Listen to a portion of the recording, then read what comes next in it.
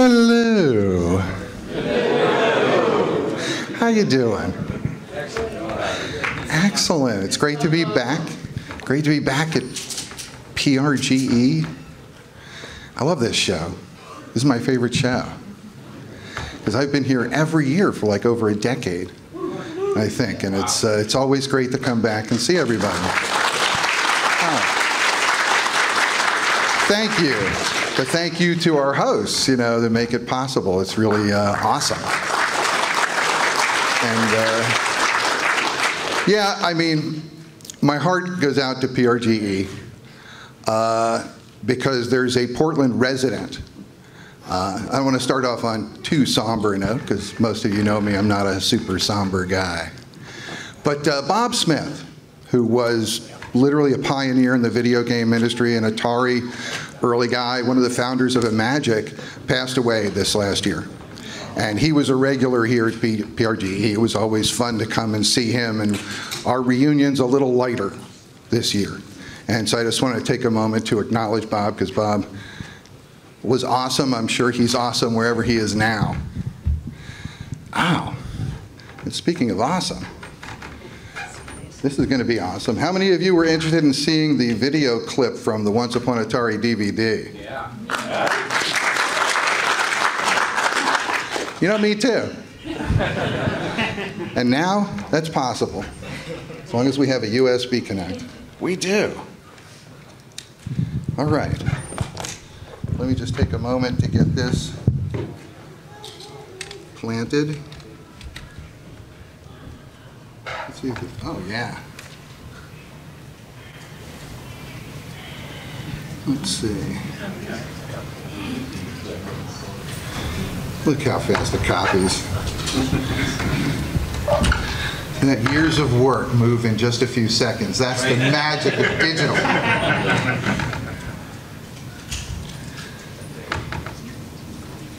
Cool. Okay. So we'll get there. So, and by the way, it's Once Upon Atari DVD. How many of you have ever heard of the DVD? Okay. Here's the book. How many of you have heard of the book? Oh, yeah. How many of you have seen the book? Yeah. I will not ask what you think of the book. Oh, absolutely. For anyone who is having trouble hearing me, I just said a couple of very funny things.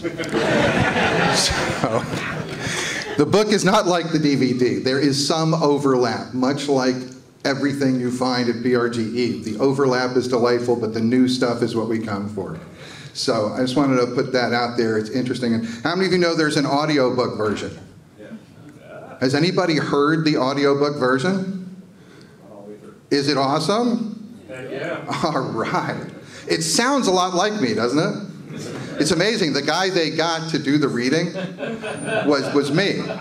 So it worked out really well.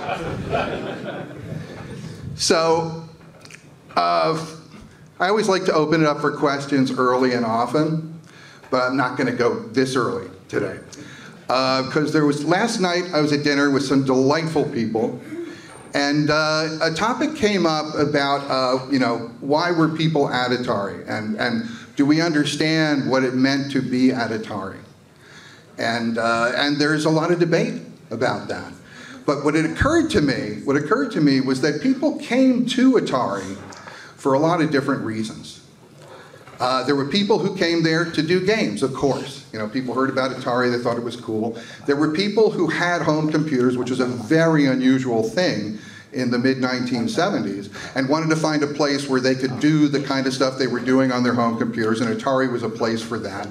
There were people who had moved forward in computer science in general, and not unlike myself, were completely bored working out in the industry and wanted a place that was more dynamic and more interesting.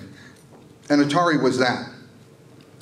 And Bob Smith was someone who came from, he was a boat builder and a craftsman, a carpenter. He did a whole bunch of different things, self-taught programmer, a lot of self-taught programmers there. People came from all over the place and from a lot of different backgrounds. For me, games were the third reason I went to Atari.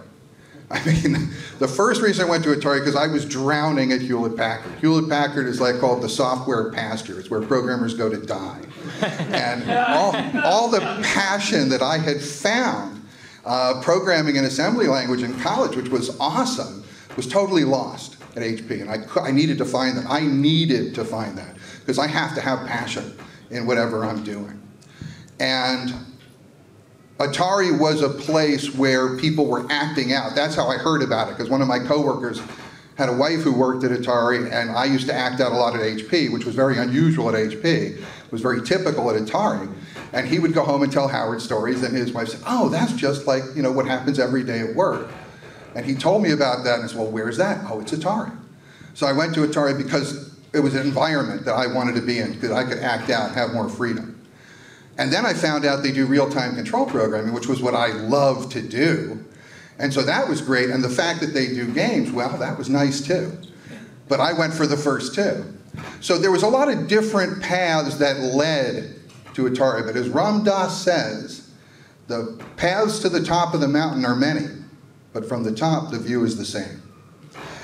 So when we were all there, we were there and we were joined in this passionate pursuit. And passion was the essence of what was going on there.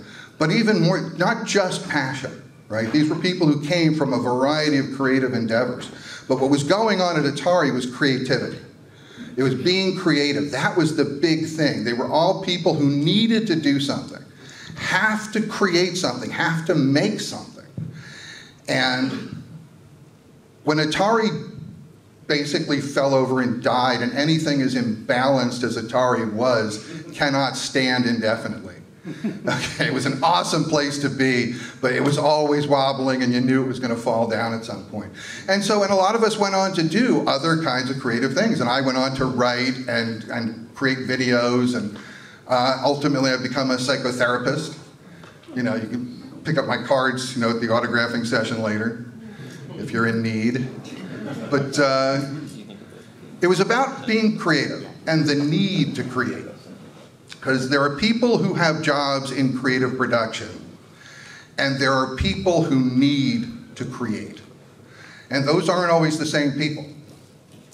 And creativity is something I think we desperately need in the world today, right? Because creativity is where new avenues, new possibilities come from. And I think creativity is something that's way underrated. And the thing that really joined us, that bonded us as a group at Atari, was creative need. Not just creative ability or creative desire, but there was a genuine need. We were all not quite competing with each other, but jockeying to show each other, look at what I did, look at what I made, with people who could appreciate the intensity and the magnitude of what we were doing. Because it's so funny, the 2600 is a platform that ties you into knots and runs you through the ringer to produce stuff that most people now would go, eh. You know? And it's an absurd place to be.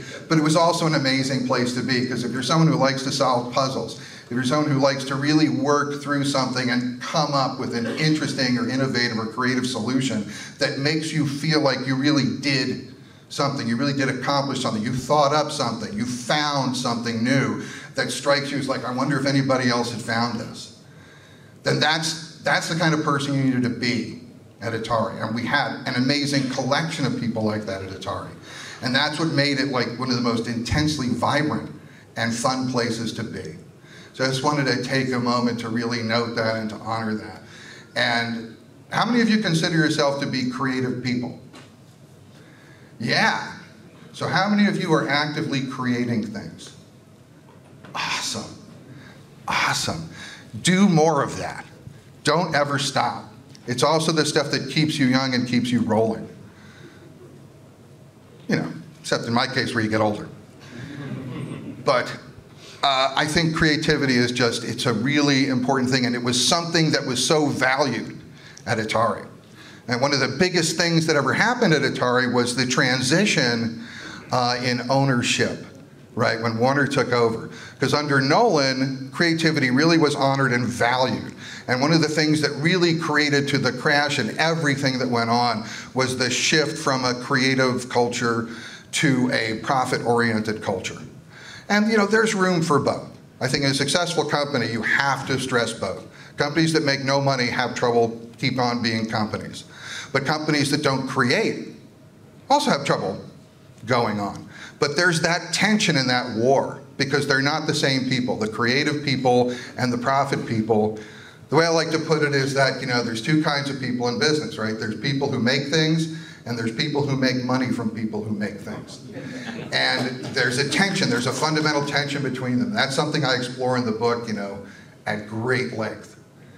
And because I think it's an interesting thing. And the stuff that went on Atari, one thing I hear a lot from people is that I see that stuff in my company. I see that stuff today.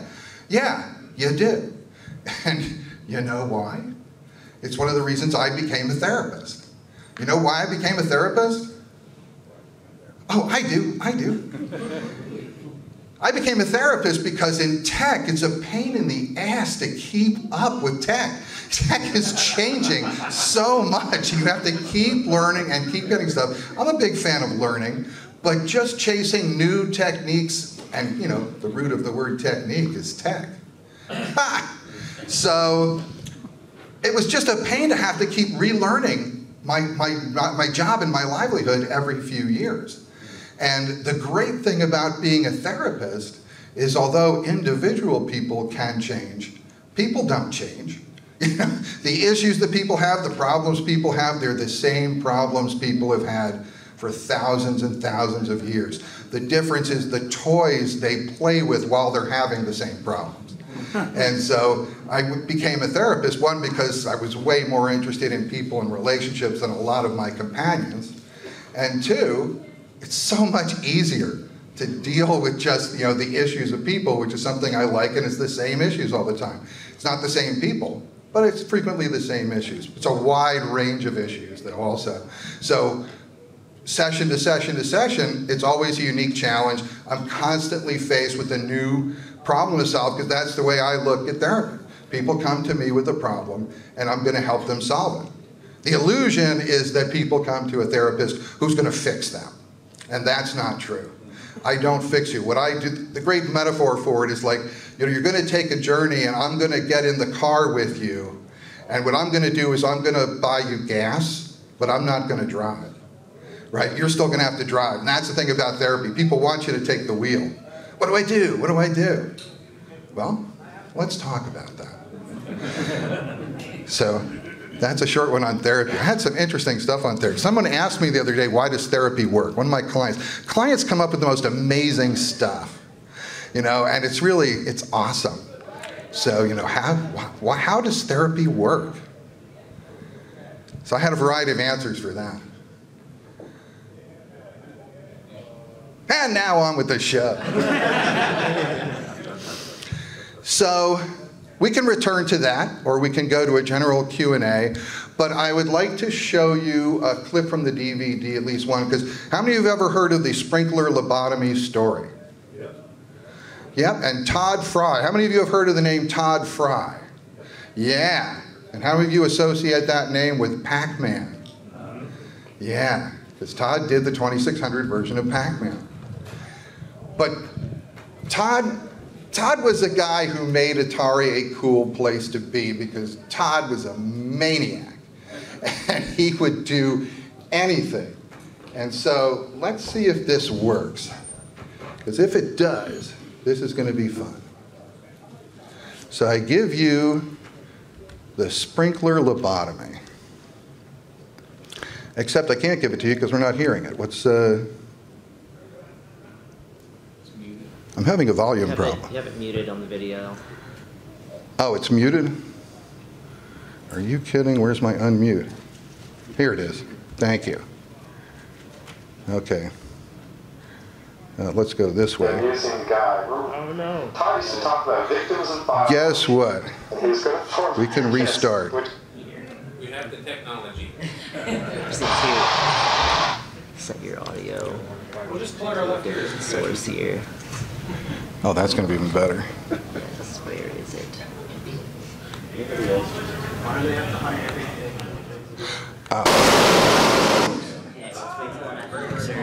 Thank you. Thank you. All right. What did I tell you? Nothing happens without PRGE staff. I mean, that's what it's all about. Much appreciated. Here we go.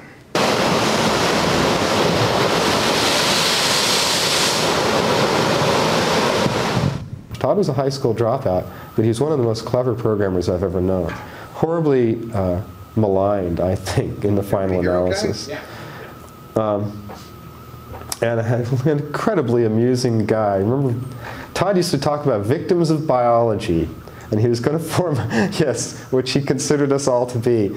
And he was going to form a company called VobSoft, for victims of biology. And he had a little song which he sang, which I can still remember to this day. It was brain damage, baby, but that's okay. I had my EST today. Electroshock therapy, that's what I mean. Tod was a musician as well as a programmer, and much maligned. And I got an environment to indulge acting out.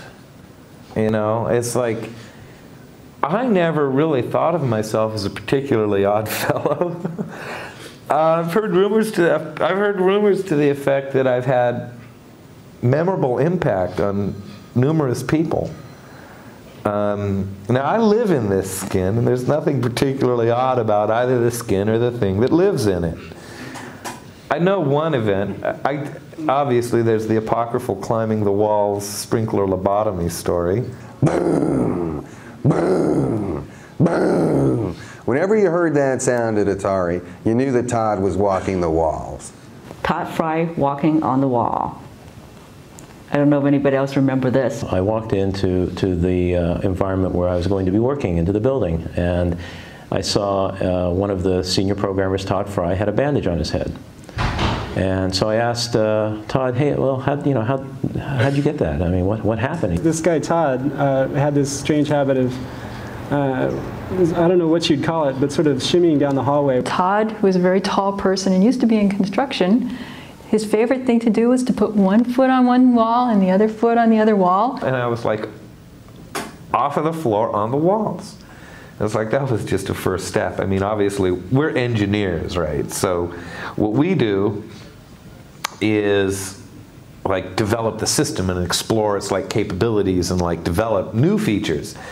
So then I discovered that what I could do is like with this hopping motion, is I could jump further up the walls. He liked to climb the walls and be like a spider and get as high as he could. Then I discovered that not only could I go upwards, but I could go horizontally too. And like I'd go cruising down the hall, you know, like 4 feet off the floor. The width of the walls was not so great that he couldn't just get high velocity going along the wall. Flying down this hallway, like all the way up, with my head all the way up at the ceiling. I came to an open door. And there's a normal technique for dealing with open doors. You just jump down. And when he went to dismount, he kind of jumped up and caught his head right here on the sprinkler system. Right here, I still have the scar. It like ripped my forehead open. Cut me pretty bad. I was bleeding pretty bad. It's that kind of forehead blood, right? Well, blood.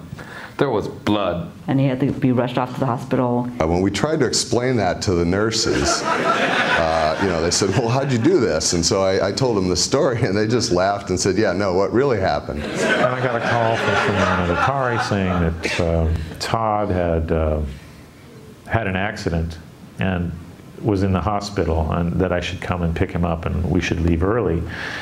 And I was a little concerned what happened, and when I found out, it was kind of a joke. But that was what really happened. So they actually put that down on the accident report. Programmer injured while climbing the walls. Which I still think is like almost the height of coolness.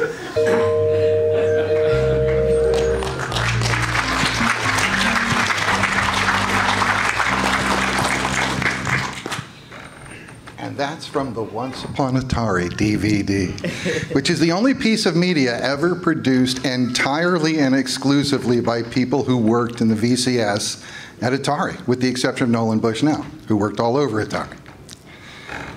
So, yeah, it was an interesting place to work. Fun stuff was going on, and he's right, it was an environment for acting out.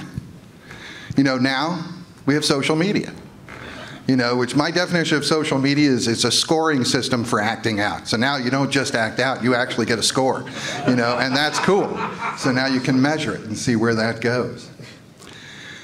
But I think now, if anybody have any questions? Okay, well, here and here. Okay. I guess I'm just curious, from a background as a very prevalent video game adaptation developer during the 80s, what do you think of some of the newer, like the new Indiana Jones or the films like that have came out, and how do you think it's impacted the legacy of your of the games you created? Mainly just Raiders, not E.T., but... Right, because nobody's redone E.T. yet. Yeah. So, and that's a good point. I mean, from the perspective of an original developer back then, to look at modern iterations and versions that people do today, I think, wow, that's a lot of memory.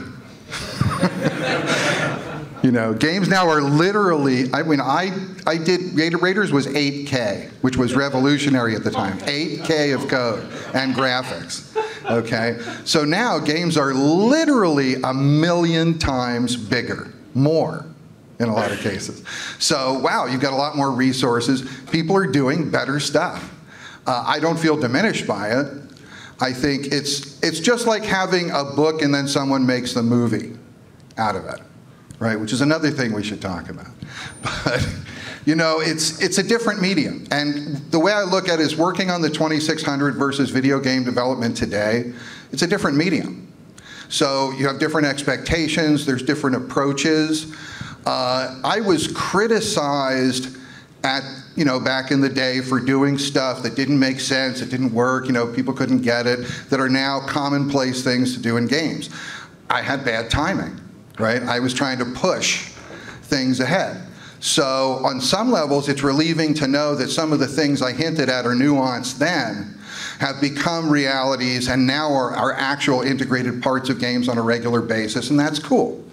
That's exciting. So I think it's great to know that that property is still going. Because I can feel that my Raiders of the Lost Ark game actually supported the movie, whereas on some levels one of my other movie games might have killed the whole project.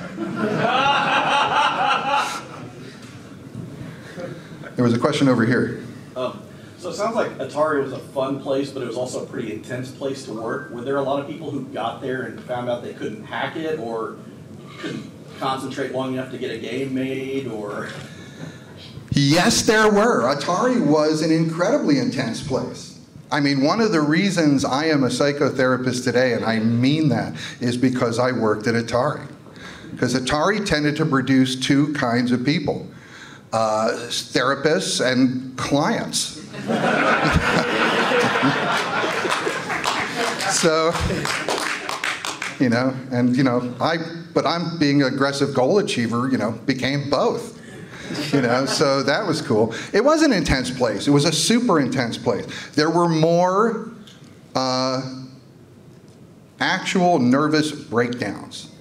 There were more people literally carted away from Atari from any other place I worked. It was not it wasn't typical, but it was not uncommon to find out, oh, so-and-so, well, you won't be seeing them anymore.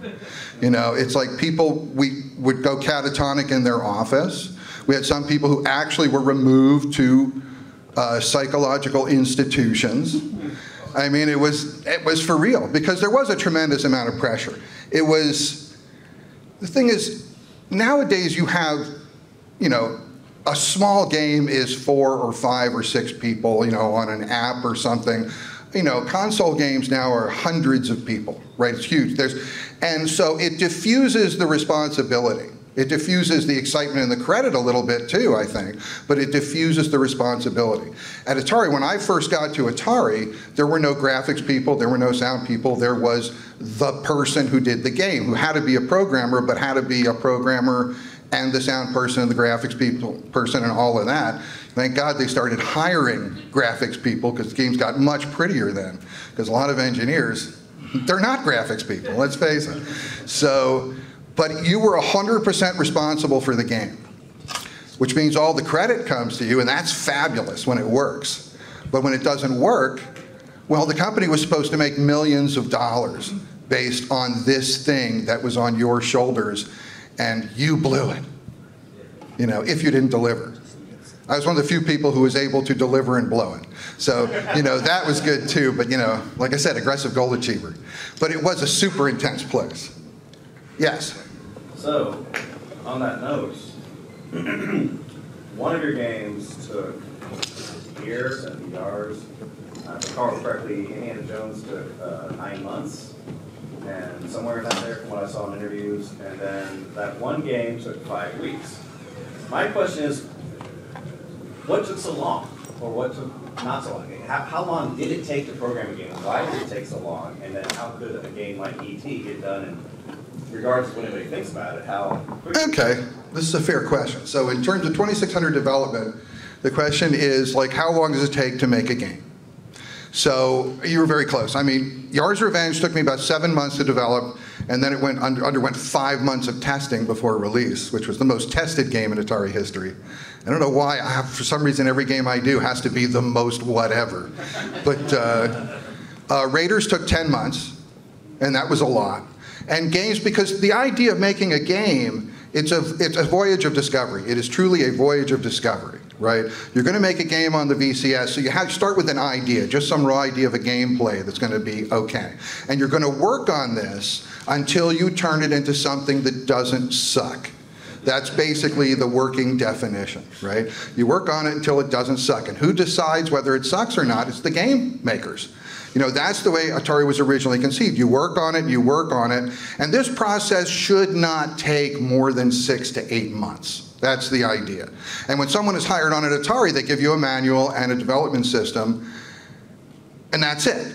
And then in about 3 or 4 months, if you don't really have something at least cooking on the screen, you're gone. It was definitely a sink or swim environment. So, but games take that long because what you're going to do is you're going to keep working on the game until you do something that's worth playing, okay? So then there's the question, okay, well, if games take 6 to 8 months, then how can you do a game in 5 weeks? Well, the answer is, you know, you're insane, right? And you have some sort of neurotic need to prove something and do something, so when someone says, hey, we got a game, we have to make it in 5 weeks, can you do it? You know, you say, oh, yes, of course I can do that. Absolutely. There was no question in my mind. I had no idea what I was going to do, but I knew I would do it. And so, but the thing is, ordinarily, the goal is to make something that's fun, and it takes as long as it takes. The way you make a game in a shorter period of time is you say, I'm going to make a game that can be finished in this period of time, and then I'm going to see how fun I can make it, which is a different design goal. But it all comes down to design. Right? If you always want to know how do you approach something, look at the design. Design is the key to all creative endeavors. And if you're really, see the problem with E.T., the real problem with E.T., now think about this. The real problem with E.T. is that E.T. achieved 100% of its original design concept. That's the problem with the game. Now, that doesn't sound like a problem, right? You'd think, oh, congratulations. You know, you wouldn't expect, how did the game go? I achieved 100% of my design concept. And, oh, sorry to hear that. You know, you never have that conversation. But the truth is, if you look at successful products and then if you look at the original design, you will see that usually the final product is substantially different from the original design because it got better. Because along the way, remember, voyage of discovery. As you're working on it, you learn stuff, you find stuff out, you learn some things work, some things don't, and as you roll that new information into the design as you go, the game gets better. And a short development time does not have the chance to do that. It loses rumination power.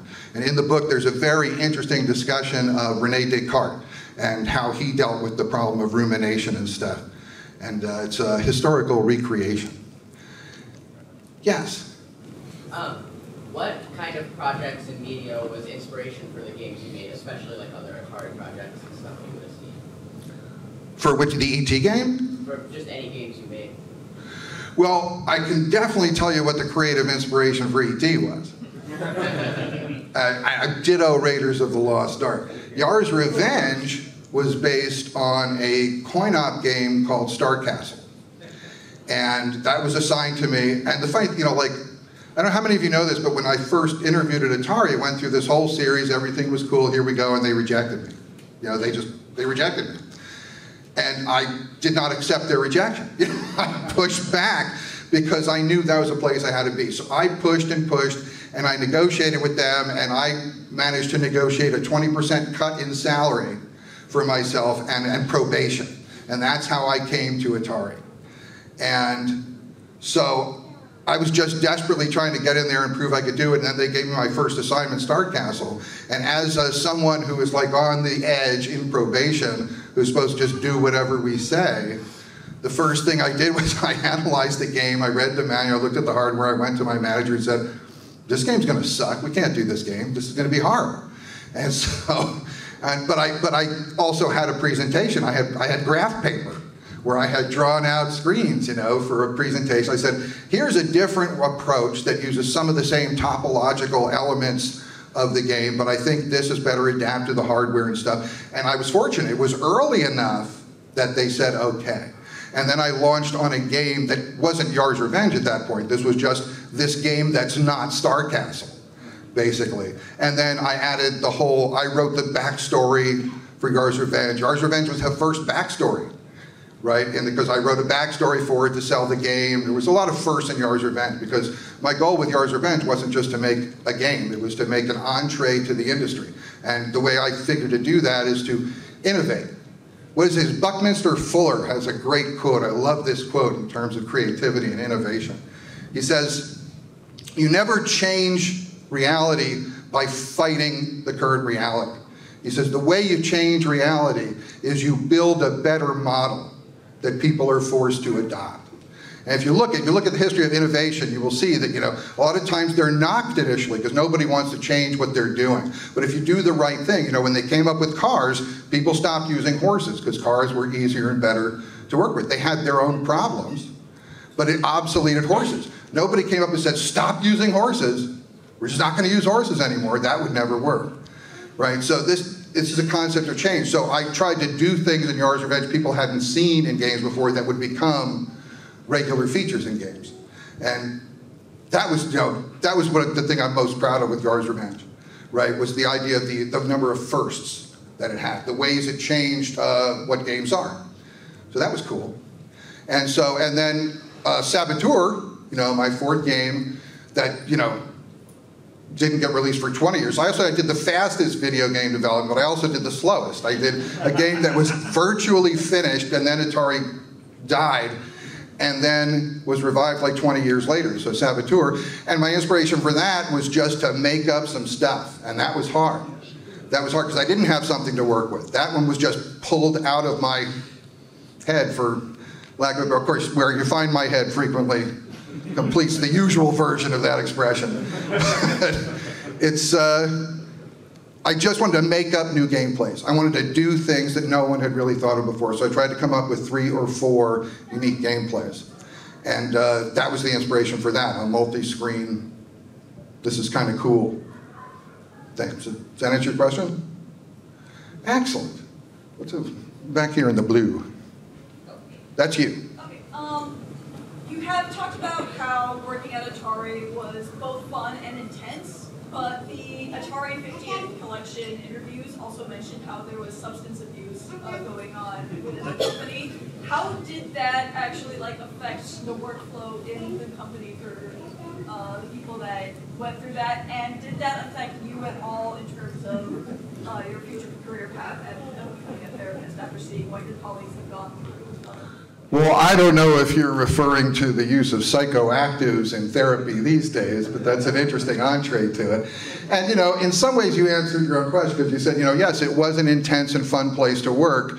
And you said, but there was the use of a lot of substances. A lot of people would put those two together and say the substances were a part of the intensity and the fun. But yeah, there was a tremendous amount of drug use at Atari.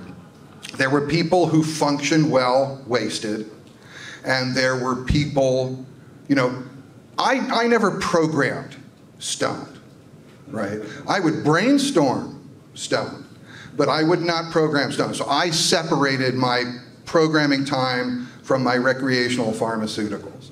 Okay, and not everyone was that way. Some people are stoned like all the time. Some of the best programmers there were like stoned all the time. Are they as effective as they would be if they weren't stoned?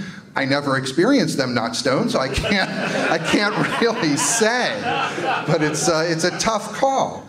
But you know, did it affect things? I'm sure it affected things. I'll tell you one thing it affected the level of paranoia when we started to trade pot for Coke more frequently, which happened later on as the money became bigger. And that was a change. There were people we lost to drugs, some. But drugs were an integral part of the environment there.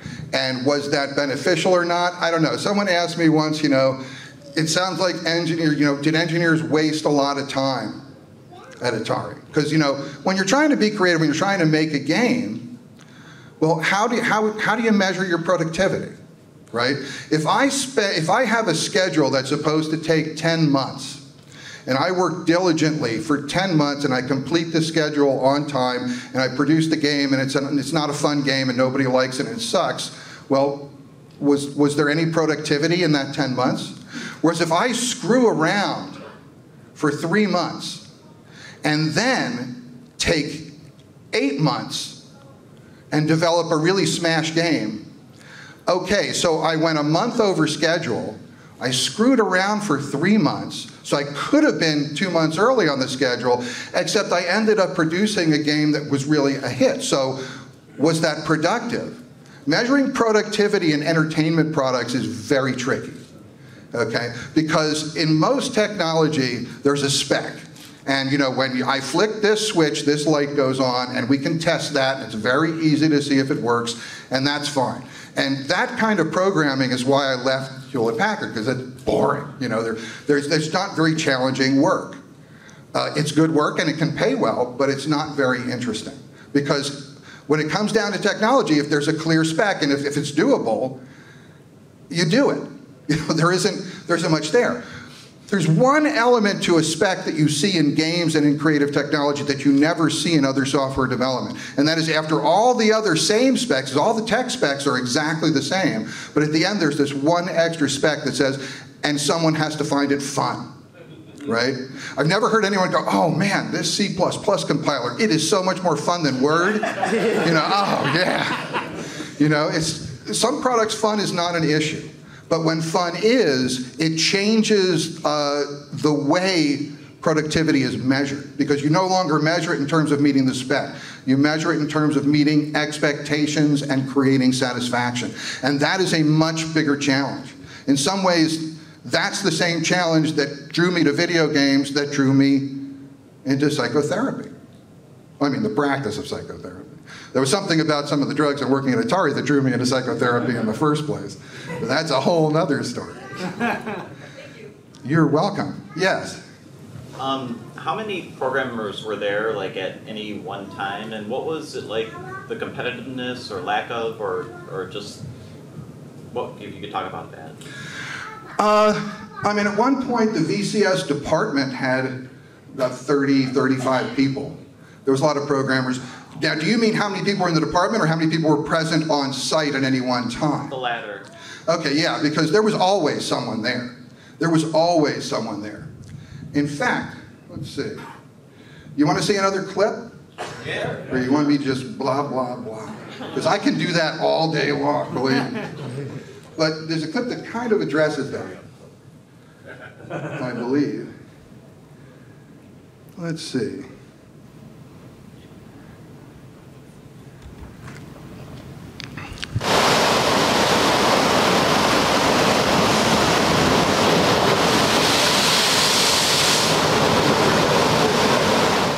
Let's take a look at a typical day at Atari and the atypical characters of which that day was comprised.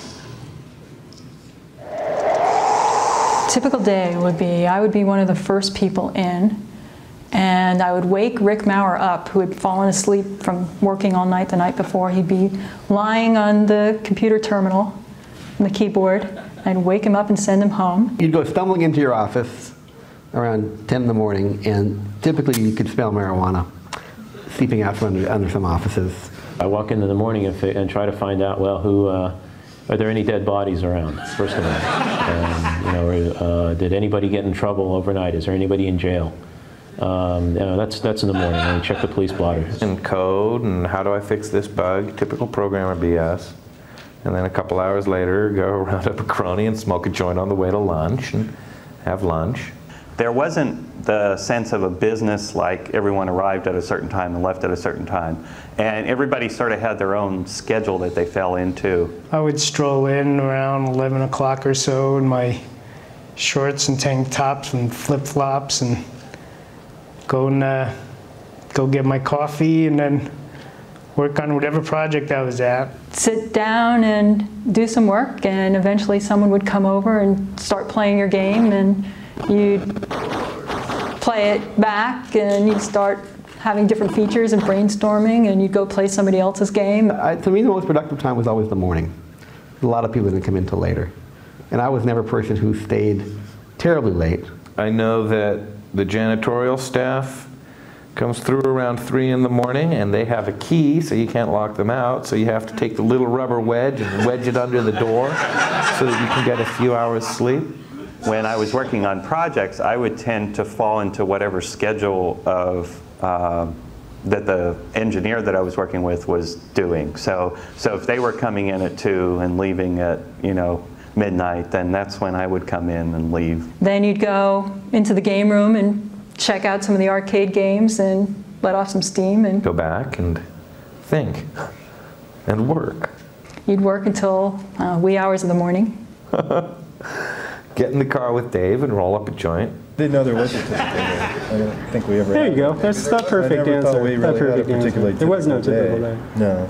There were like 2 kinds of days at Atari. One kind of day was just long, drawn out, real, like solving bugs in code and kind of the boring side of the game development process. And then the other day was an event day where there'd either be someone like Spielberg going through, or the Disney people were visiting, or people from the Children's Television Workshop. That was what was so exciting about Atari, was that we got to meet a lot of really famous people. We got to brainstorm with them. Here was Steven Spielberg. Got to play my game with him. He loved it and asked for the first one. It was pretty amazing. I remember going and doing the Muppets, going to New York to meet the various people who were Jim Henson and Chris Cerf, and we got taken out to 21.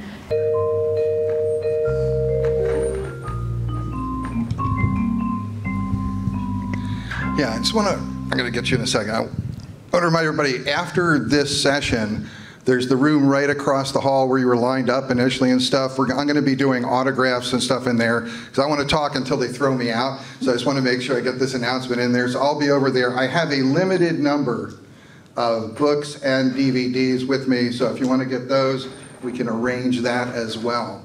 So, and that'll be right across the hallway right after this talk. So, yes. So, don't throw anything at me. Fair enough. I can't promise anything. I never ask questions of things like this, but something we showed earlier made me think. So we got our Tod Frye story, right? We're here to see you. Do you have a how weird story? Something that makes you,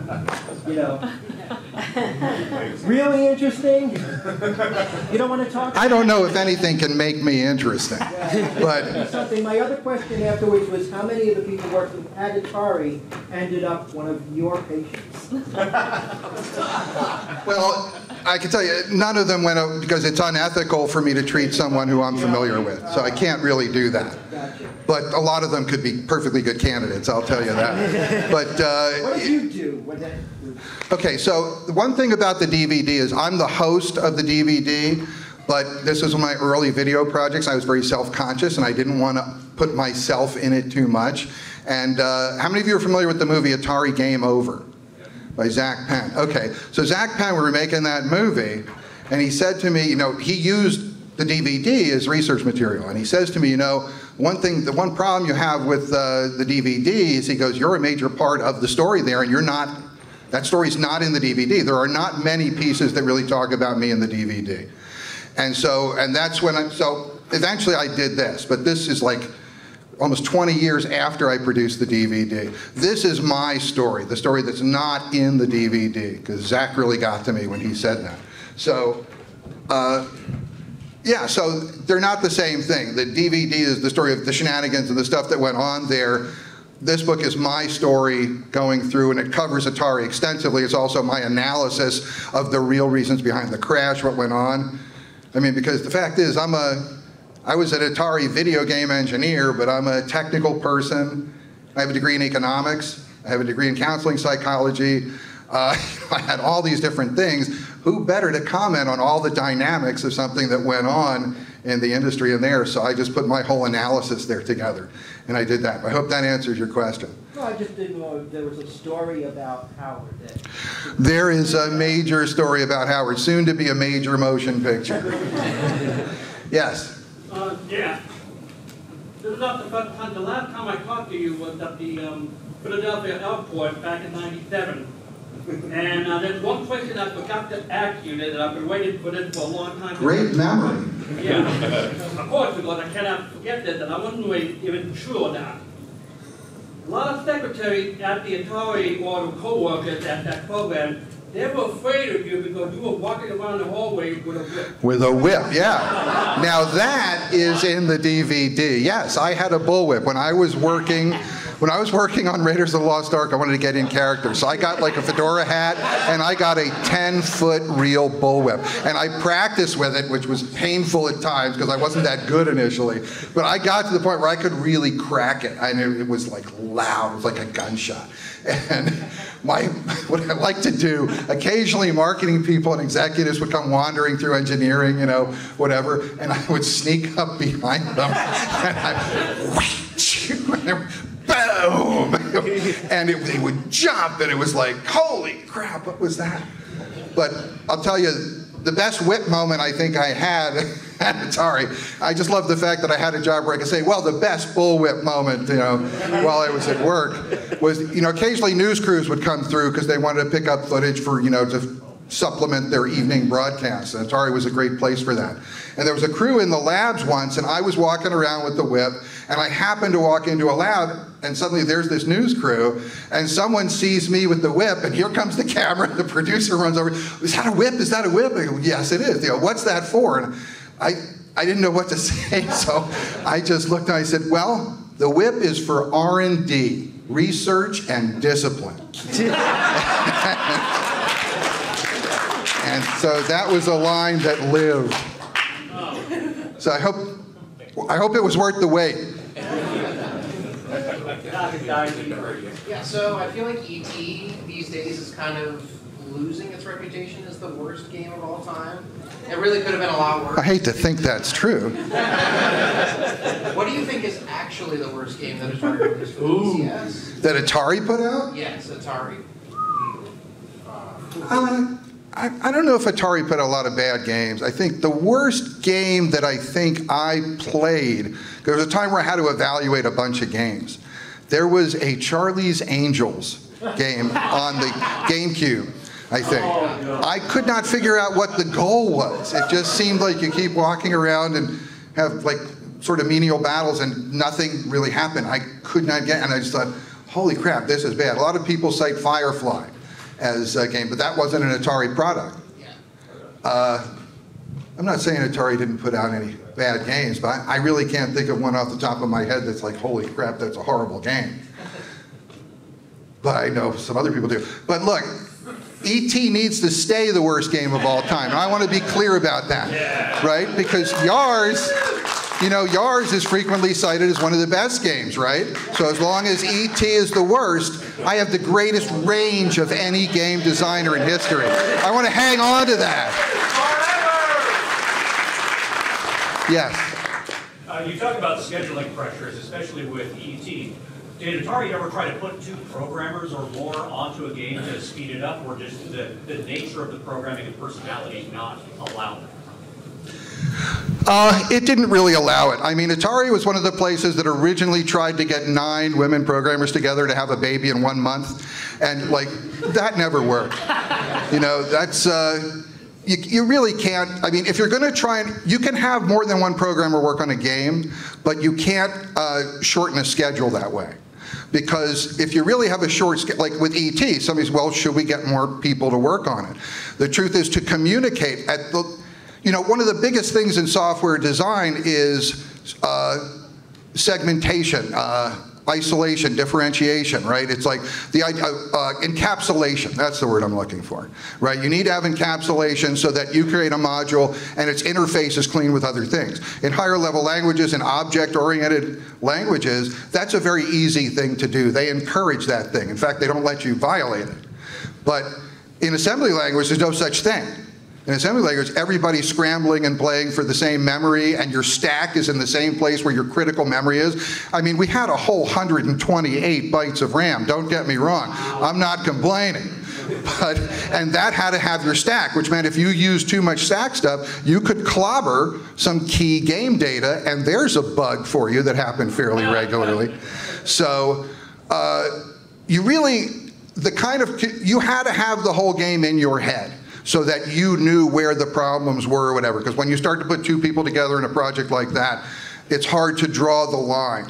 And it's like when you're worried about crossing page boundaries and that costing you 1 millisecond, which can actually ruin your kernel, it's hard to be communicating with someone else and have integrity with the design. So I hope that answers your question. Yes? Was Atari pro or con on like Easter eggs? And for like ET, when you put in Yars, was that just sort of a purposeful thing that you did, or? Oh, it was absolutely a personal, a purposeful thing that I did. Was Atari like against that, or at that Well, the first time they found it, they were against it, but it was too late. And because no one could review the code, right? So we all did things in the code that Atari couldn't do anything about. They're not going to not release the game until someone else reviews it to see if we did anything. But I did not invent the Easter egg, right? Easter eggs were invented by Warren Robinette in Adventure. We all know this. And that's a huge contribution. What I did, though, was take Easter eggs and turn them into marketing hooks as opposed to secret ways for the programmer to identify themselves as the programmer, which is the original source of Easter eggs. I don't know how many people know that, but Easter eggs were invented not as a fun thing for players to discover. Easter eggs were originally there because Atari would not give credit to programmers. And so if you put an Easter egg in your game, because you go to another company and go, well, what have you done? Well, I did Yars' Revenge for Atari. You're full of crap. Anybody could say that. Well, that's true. But could anybody do this? And then there was something in the game you could do that produced something like your name or your initials, because even if somebody else would do something like that in a game, they probably wouldn't put your initials in, right? So it was about identifying yourself as the creator of the work. That's what they were for originally. I worked with someone in marketing to create the idea of, look, this increases product value, and that was the thing. So, yes? So you talked about a lot of different innovations with simple hardware. What's something you saw someone else do that just blew your mind the first time you've seen it done on the 2600? On the 2600? Bob Smith did what we called the moving 6-character kernel to do a really giant monster in one of his Magic games, and that was pretty spectacular. And Bob Smith was actually someone who did a couple of those. Another thing that he did was he wrote a passage of code that he showed me once that was amazing, because one of the tricks you have to deal with on the 2600, there's something magic about 15, about dividing by 15, because 15 clocks, as we say, is an important number.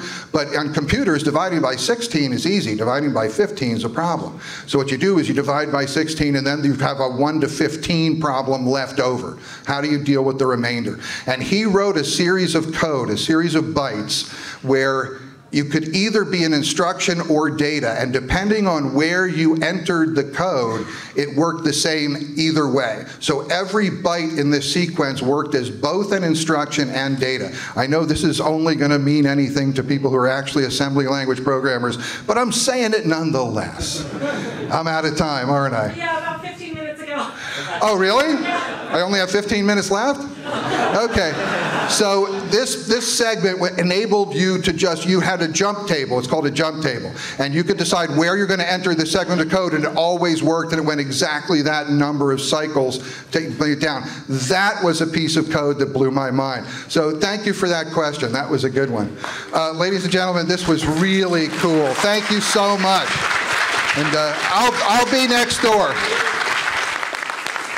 Please don't forget to like and subscribe, and to the right are a few more videos from the Portland Retro Gaming Expo 2023. Thanks for watching.